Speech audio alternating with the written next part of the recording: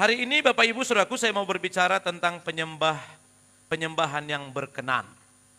Penyembahan yang berkenan. Mari kita lihat bersama-sama kebenaran firman Tuhan dalam kitab Yohanes 4 ayat 21 sampai ayat yang ke-24. Ya, di sini di layar sudah ada, saya akan bacakan kepada Bapak Ibu Saudara semuanya.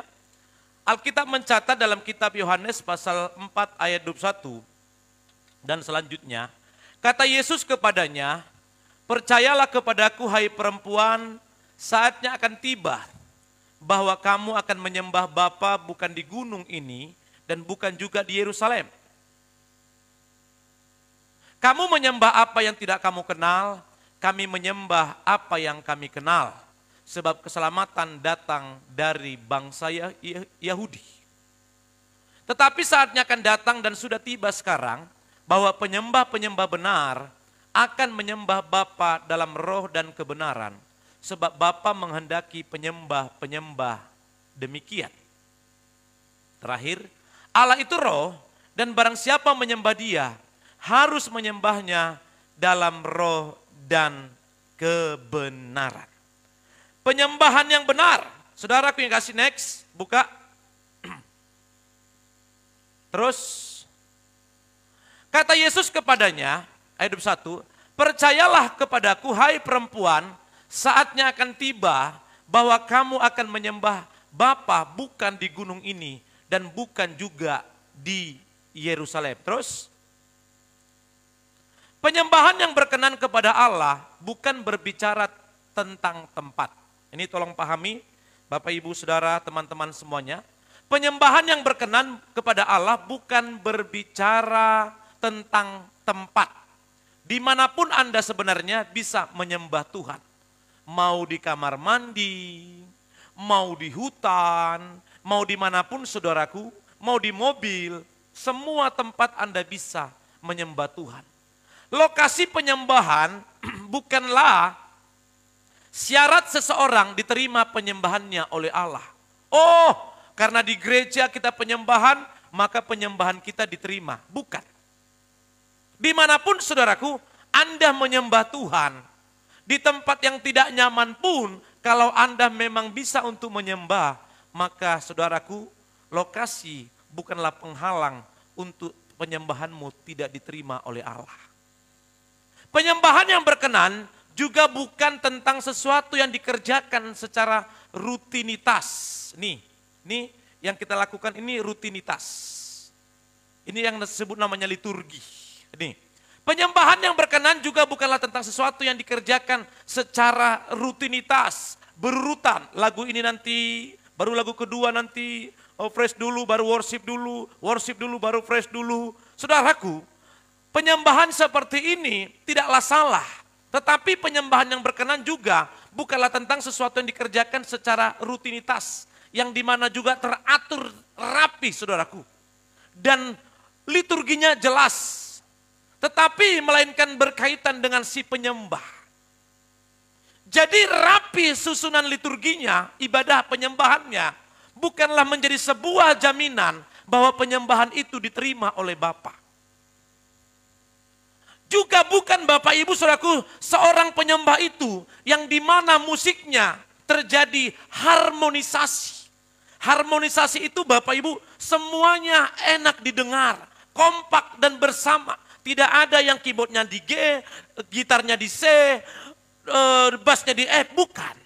Tetapi mereka terjadi harmonisasi, kebersamaan yang luar biasa sehingga enak didengar telinga.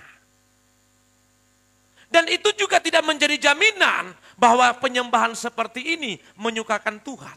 Tidak. Tempat, keadaan, liturgi bukanlah menjadi sebuah standar syarat di mana saudaraku penyembahan Anda itu menjadi penyembahan yang berkenan di hadapan Bapa. Melainkan berkaitan dengan siapa? Si penyembahnya. Jadi segala sesuatu yang Anda lakukan dalam sebuah penyembahan itu dan penyembahan itu berkenan di hadapan Bapa, bukan apa yang kau pakai dalam sebuah atribut, bukan karena bagus suara si penyembah itu, bukan karena pakaiannya lebih rapi dan lebih mahal, bukan. Tetapi melainkan saudaraku yang kasih, si penyembah itu hidup dalam kebenaran atau tidak. Ini menjadi syarat mutlak sehingga penyembahan itu menjadi penyembahan yang berbau dupa dan menyenangkan Tuhan. Makanya terciptalah sebuah lagu, menyenangkanmu, senangkanmu, hanya itu kerinduanku, menyenangkanmu, senangkan hatimu, hanya itu kerinduanku. Saudaraku, ketika si penyembah ini hidupnya benar, maka saudaraku penyembahan itu menjadi penyembahan yang menyukakan Tuhan dan menyenangkan Tuhan. Ketika si penyembah itu hidup dalam kebenaran, ketika si penyembah itu hidup dalam kekudusan, ketika si penyembah itu selaras dengan Kristus, walaupun mungkin suaranya tidak seperti merdunya suara si Andi tadi, tetapi penyembahan itu, ketika si penyembahnya hidup benar, penyembahan itu menyukakan Tuhan. Berapa banyak Anda temukan dalam sebuah perkumpulan ibadah-ibadah, suaranya keren. Betul enggak? Betul enggak? Suaranya indah didengar telinga. Kemarin lalu Erik waktu bernyanyi, dari beberapa orang yang saya dapat informasi mengatakan, wih, anaknya Pak Pendeta itu bagus suaranya. Enak didengar telinga. Saya bilang sama dia, nak, kamu lagu-lagu seperti itu cukup untuk apa? Mengembangkan kreativitasmu. Tetapi sesungguhnya mulut dan hidupmu adalah menyembah Tuhan. Tidak salah Anda lagu-lagu Bapak Ibu Saudaraku, lagu dunia. Ketika di acara pesta, ketika Anda disuruh bernyanyi. Tetapi yang salah adalah ketika engkau lagu rohani. Dan engkau senangi lagi dan engkau koleksi lagi lagu-lagu dunia. Itu yang menjadi salah. Sehingga penyembahanmu, si penyembahnya, sementara di dalam dirinya ada roh yang mau menyembah. Tetapi di daging sebelahnya Bapak Ibu Saudaraku, si penyembah ini menyenangi, bahkan mengoleksi tentang lagu-lagu dunia.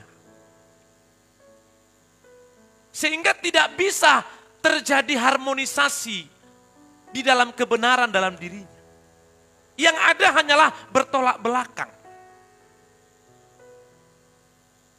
Dan dalam satu perkumpulan tertentu Bapak Ibu Saudaraku, terkadang kita kagum melihat ketika dia bernyanyi.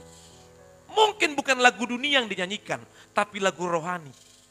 Saya takjub melihat ketika ada persembahan kur di gereja. Saya takjub melihat ketika ada kesaksian dari seorang bapak mengumandangkan lagu rohani. Tetapi hatiku jadi bersedih. Ketika dia di gereja, baru beberapa menit lagu rohani. Dia keluar dari gereja, keluarlah melepus asap Bapak Ibu Saudara. Di gereja dia bilang, haleluya, haleluya, haleluya, haleluya, haleluya, haleluya, haleluya. Naik beberapa oktav. Suaranya keren. Takjub kita mendengarnya. Tetapi baru keluar dari pintu gereja.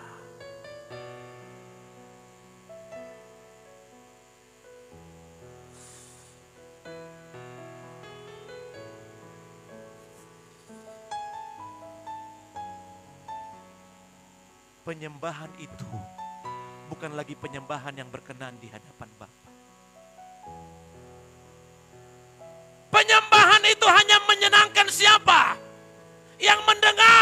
audiensnya. Mungkin orang mengagumimu dan berkata, wah bagus suaranya bapak itu, wah bagus suaranya ibu itu, bagus suaranya anak itu.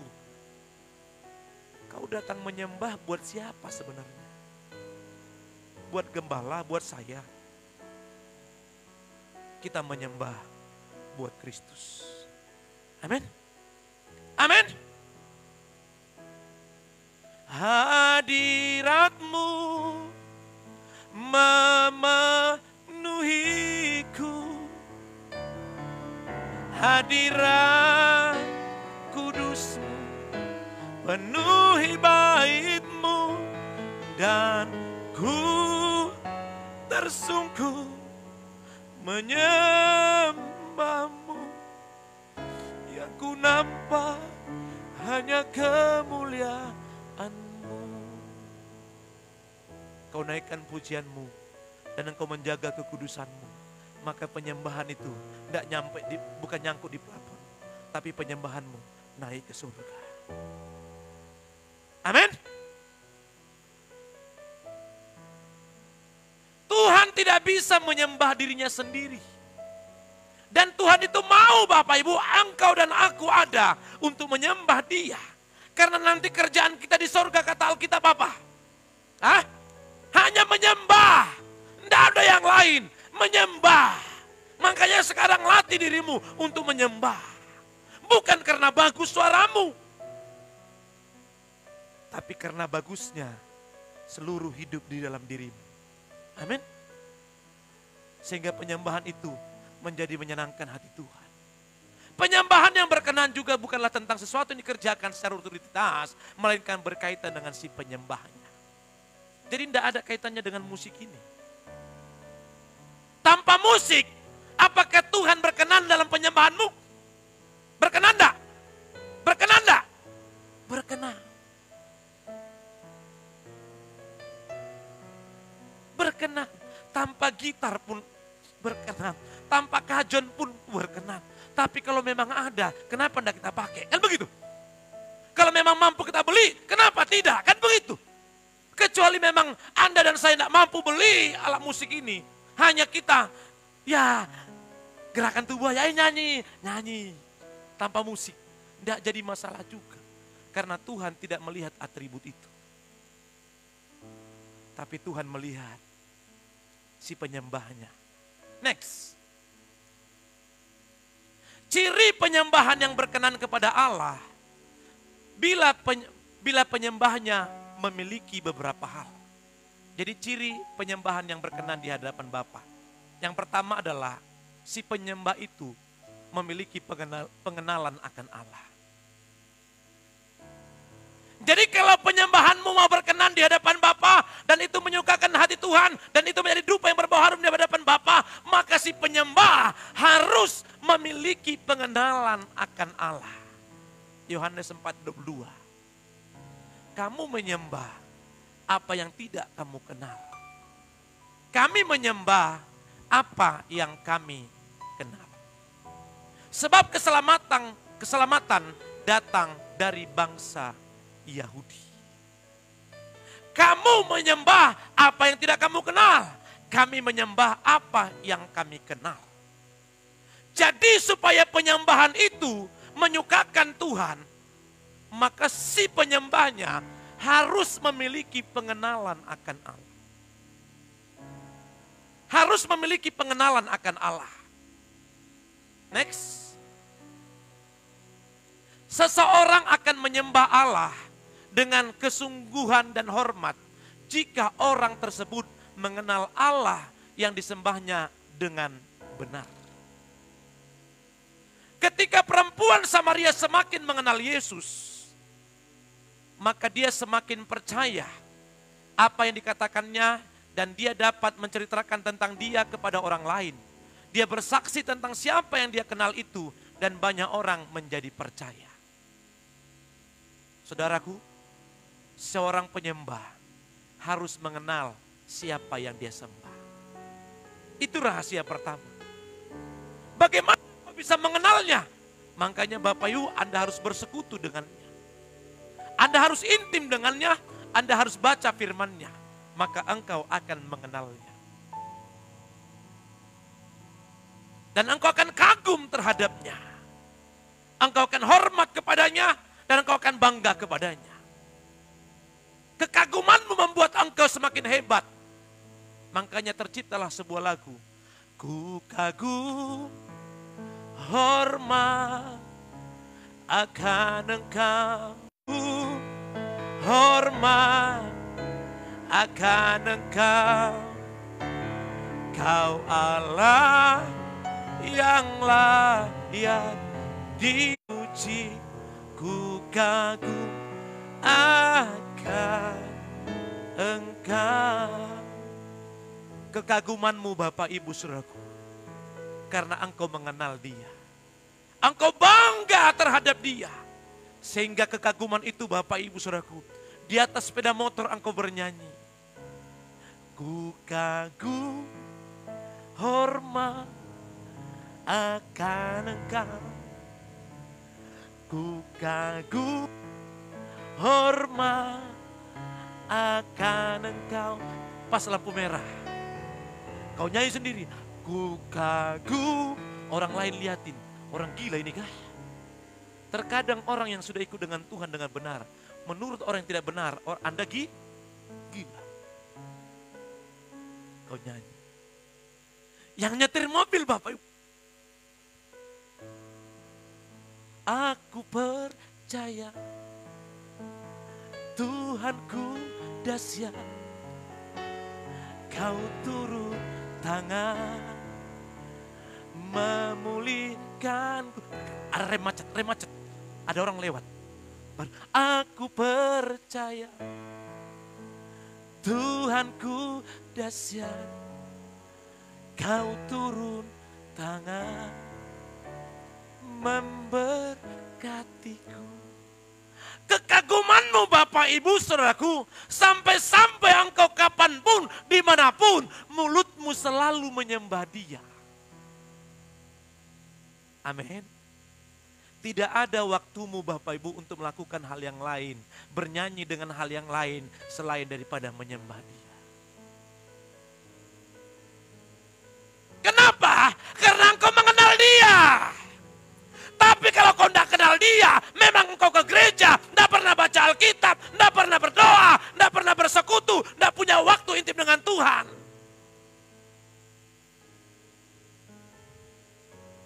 Nyanyimu lain Bapak Ibu. Tak kusangka kau berbuat begitu. Dia pun bingung ngiringnya. Mulai masuk sudah. Karena mungkin sudah jarang dia menyanyikan itu. Tapi agak cepat dia tangkap, mungkin masih sering juga. Nah itu lagi. Noah sekarang ya. Lagumu sudah beda. Bute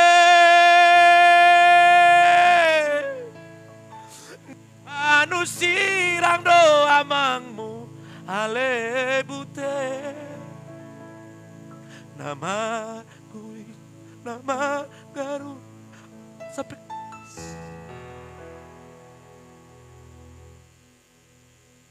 Kenapa Anda bisa demikian? Karena engkau tidak mengenal Dia dengan benar. Seandainya engkau mengenal Dia dengan benar, tidak ada waktumu sedikit pun untuk hal-hal yang demikian. Tetapi yang ada adalah ketika engkau sambil bekerja, mencatat laporan di kantor. Kau katakan, aku percaya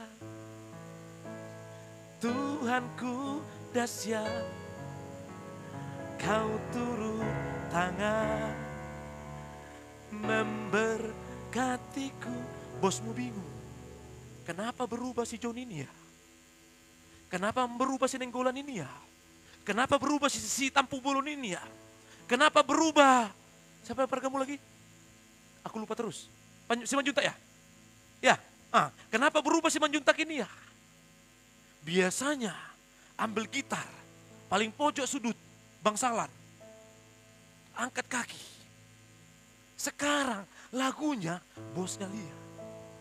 Pertolonganmu Begitu ajaib kau telah memikat hatiku. Di saat aku tak sanggup lagi, di situ tanganmu bekerja. Oh, wih, orang bingung semua. Sudah berubah si Jumanjuntak. Dipegang kepalanya, yang demamnya kau.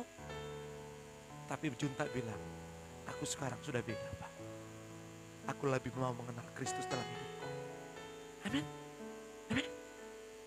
Ketika engkau mengenal Dia dengan benar, tidak ada waktumu untuk menikmati dengan kesenangan-kesenangan dengan tadi lagu-lagu yang saya sebutkan tadi itu. Tidak ada. Di HP-mu pun langsung kau ambil keputusan. Apa? Delete. Hapus. Hah? Hapus. Yang ada hanyalah kau putar di sana. Indah rencanamu, Tuhan, di dalam hidupku. Walau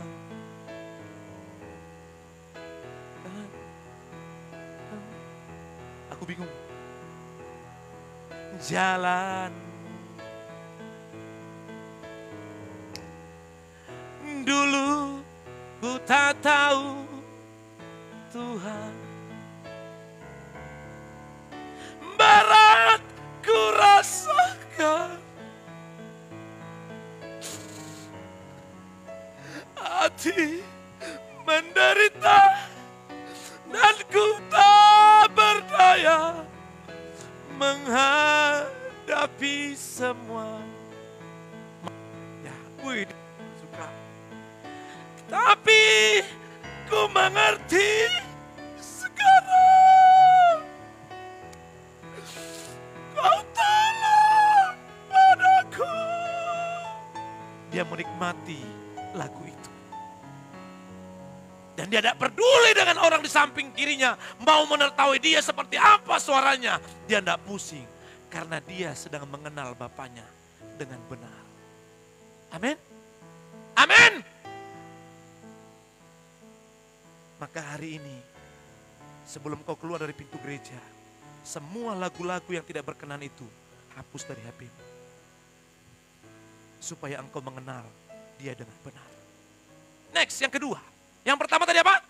Mengenal Allah. Yang kedua saudaraku, bagaimana si penyembah itu supaya penyembahannya berkenan di hadapan Bapa. Yang kedua adalah hidup yang benar. Tetapi saatnya akan datang dan sudah tiba sekarang bahwa penyembah-penyembah benar akan menyembah Bapa dalam roh dan kebenaran. Sebab Bapa menghendaki penyembah-penyembah demikian. Tetapi saatnya akan datang dan sudah tiba sekarang bahwa penyembah-penyembah benar akan menyembah. Maka yang kedua Bapak Ibu, supaya penyembahanmu, pribadimu, penyembahanmu berkenan, maka pribadimu harus hidup dengan benar. Semua perjalananmu harus benar. Tuhan temukan dalam dirimu kekudusan Allah. Engkau datang kepada Tuhan seperti Alkitab mencatat dalam kitab Roma pasal 12 ayat 1. Persembahkanlah tubuhmu sebagai persembahan yang hidup, yang kudus dan yang berkenan di hadapan Bapa. Itu adalah ibadahmu yang sejati. Persembahkanlah tubuhmu sebagai persembahan yang hidup. Yang artinya adalah engkau datang ke rumah Tuhan. Tidak ada lagi kekesalan dalam dirimu. Tidak lagi sakit hati dalam dirimu. Tidak ada kebencian dalam dirimu. Tidak ada kepahitan dalam dirimu. Tidak ada kebohongan dalam dirimu. Dan tidak ada kenajisan dalam dirimu. Yang ada hanyalah kebenaran dan kekudusan Allah berdaulat atas hidupmu. Sehingga ketika engkau menyembah Tuhan, penyembahanmu menjadi penyembahan yang berkenan di hadapan Bapa. Karena hidupmu benar di hadapan Bapa. Next.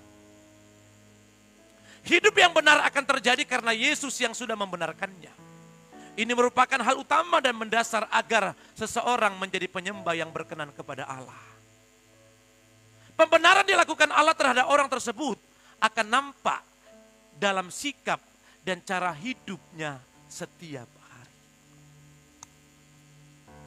Jadi yang kau katakan kau sudah berubah dalam kebenaran itu akan nampak dalam sikap dan cara hidup kita setiap hari. Berubah apa tidak? Ada perubahan atau tidak? Itu akan nampak dalam setiap hari. Maka ketika engkau hidupmu setiap hari Tuhan temukan adalah hidup yang berkenan di hadapan Bapa, engkau menjauhkan dosa dari hidupmu. Engkau tidak mencemarkan dirimu dalam kenajisan. Engkau tidak mencemarkan dalam dirimu dalam kedagingan-kedagingan ini. Maka di sanalah terjadilah sebuah penyembahan yang menyenangkan Tuhan. Maka dia lihat orang ini luar biasa. Suaranya memang boleh fales, tapi hatinya tidak fales Bapak Ibu. Amin. Amin. Suaramu boleh fales saudaraku, tidak jelas suaramu. Tetapi Tuhan melihat hatimu. Jaga kekudusan. Tuhan melihat hidupmu. Karena hari-hari perjalananmu yang ada adalah engkau tidak mencemarkan dirimu kepada kecemaran-kecemaran atau dosa. Sebagus apapun suaramu, jika engkau mencemarkan diri terhadap dosa, maka penyembahanmu bukan penyembahan yang berkenan di hadapan Bapa.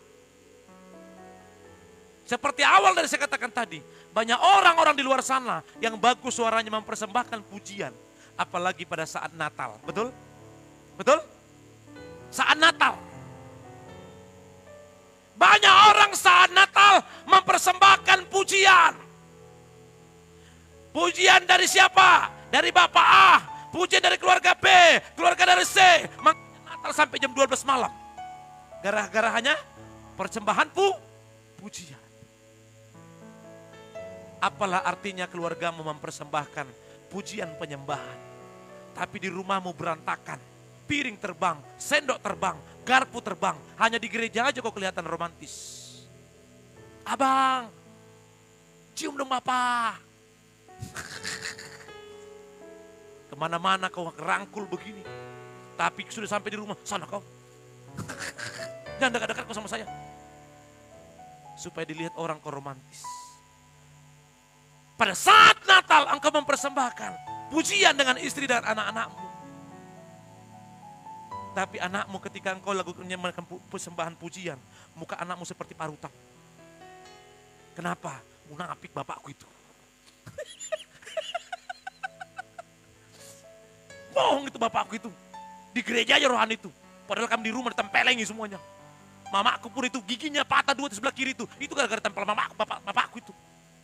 Tapi dipaksa bapaknya dia persembahan pujian. Kalau kau tidak nyanyi haus kau bab. Diancam dulu. Makanya nyanyilah anaknya sambil mukanya seperti parutan.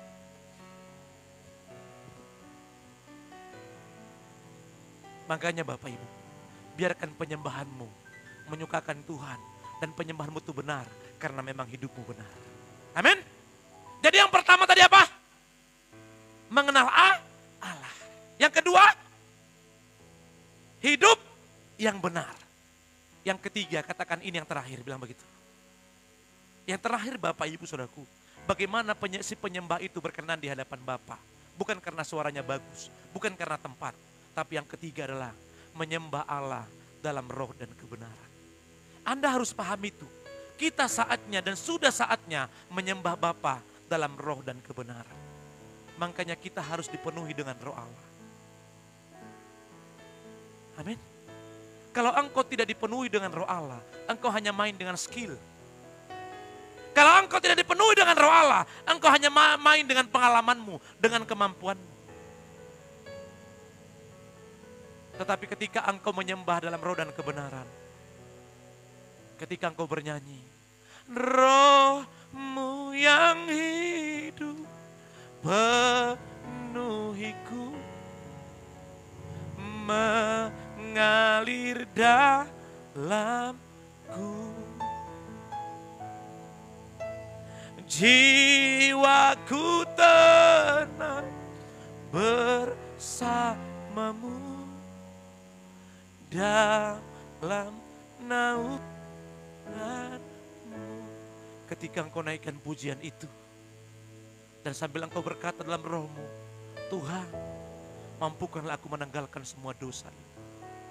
Tuhan, aku tahu aku manusia yang kotor dan najis. Tuhan, aku tahu aku dalam kegelapan. Tapi hari ini aku mau kembali kepadamu. Ku buka hati tuh jamahanmu, berserah penuh di hadiratmu. Kau ambil alih seluruh hidupku di altarmu, menyembahmu. Orang yang mengalami sebuah perubahan hidup, karena dia tahu Bapak Ibu Saudaraku, bahwa menyembah Tuhan itu harus menyembah dalam roh dan kebenaran. Dia harus berjuang dan mendekatkan dirinya kepada Tuhan. Tanggalkan setiap hal yang tidak baik. Melepaskan sesuatu yang tidak baik. Yang dimana pandangan Allah itu adalah tidak berkenan. Maka engkau berjuang melepaskannya. Makanya dalam Roma 8 ayat 12 tadi dikatakan adalah persembahkanlah tubuhmu sebagai persembahan yang hidup, yang kudus dan yang berkenan kepada Allah. Dari mana engkau tahu berkenan di hadapan Bapa atau tidak? Kalau engkau tidak pernah intim dengan Bapa. Kita harus mempersembahkan tubuh kita sebagai persembahan yang berkenan. Kalau Anda tidak intim dengan Bapa, kalau Anda tidak pernah baca firman-Nya, Anda tidak pernah kenal Bapa.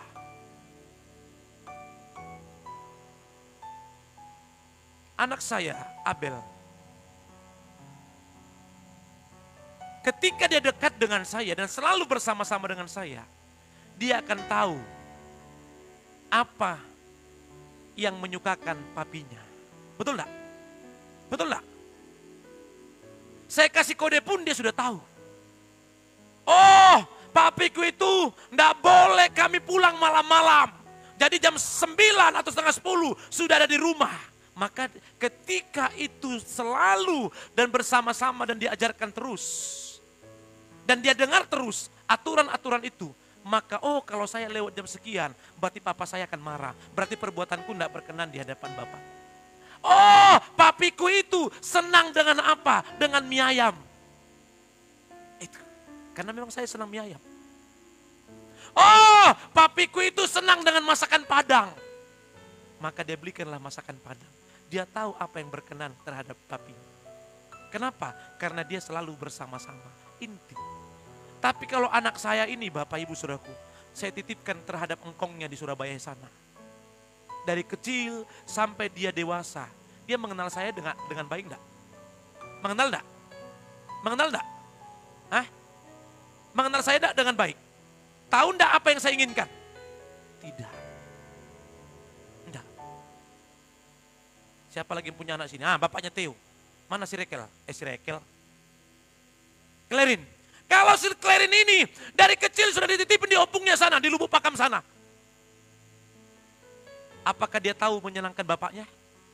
Sama maknya? Enggak. Karena dia tidak akan pernah tahu kebutuhan bapaknya dan mamanya. Bapaknya sudah kasih kode begini. Apa? Karena enggak pernah tahu. Si Theo diginikan. Sudah tahu, langsung dia jalan. Kalau diginikan, nasi goreng itu, nasi goreng. Nah, sudah tahu kodenya. Tapi siapa tadi? Si Klerin, karena di rumah pungnya sudah diginikan 10 kali. Nggak ngerti-ngerti, karena nggak pernah intim dengan bapaknya. Sama dengan Anda dan saya. Anda tidak akan pernah tahu apa yang Tuhan butuhkan dalam hidupmu. Tuhan tidak akan pernah, Anda tidak akan pernah tahu apa yang berkenan di hadapan Bapa kalau Anda tidak pernah intim dengan Bapa. Makanya perlu keintiman dengan Bapa. Dekatkan dirimu dengan Bapa. Dengan apa? Menyembah dalam roh dan kebenaran. Amin. Percayalah, ketika hidupmu dipenuhi dengan roh Allah, akan ada damai sejahtera. Penyembah dalam roh dan kebenaran, tidak lagi kebencian dalam dirinya. Tidak lagi kemarahan dalam dirinya, tidak lagi kekesalan dalam dirinya, tidak lagi kepahitan, tidak lagi kedongkolan dalam dirinya. Karena dia sudah hidup dalam penyembahan, dalam roh dan kebenaran. Ketika ada orang lain yang mengkritiknya, makasih ya Kak, terima kasih untuk tegurannya, aku bersyukur. Bukan ketika ditegur, kenapa tidak pelayan lagi? Malas aku om, dikritik terus aku. Saudaraku, ketika engkau dalam penyembahan dalam roh dan kebenaran, cara hidupmu berbeda. Sikap hidupmu berbeda, stylemu pun berbeda. Karena roh itu yang mengubah hidupmu, dan kebenaran itu pula yang mengubah hidup. Engkau tidak kenal lagi yang namanya sakit hati. Engkau tidak kenal namanya kekecewaan. Engkau tidak kenal lagi namanya Bapak Ibu Saudaraku marah, benci. Kenapa? Kebenaran dalam roh itu membuat hidupmu kebal dalam segala sesuatu. Imun dalam tubuhmu itu sangat luar biasa. Karena kebenaran itu memerdekakan Anda dan saya. Dan hari ini, mari bersama-sama. Biarlah pemulihan demi pemulihan terjadi. Sehingga engkau datang ke tempat ini dengan tidak sia-sia. Tapi engkau datang mengubah hidupmu. Supaya penyembahanmu menjadi penyembahan yang menyukakan hati Tuhan. Tuhan memberkatimu. Kita sama-sama bangkit berdiri.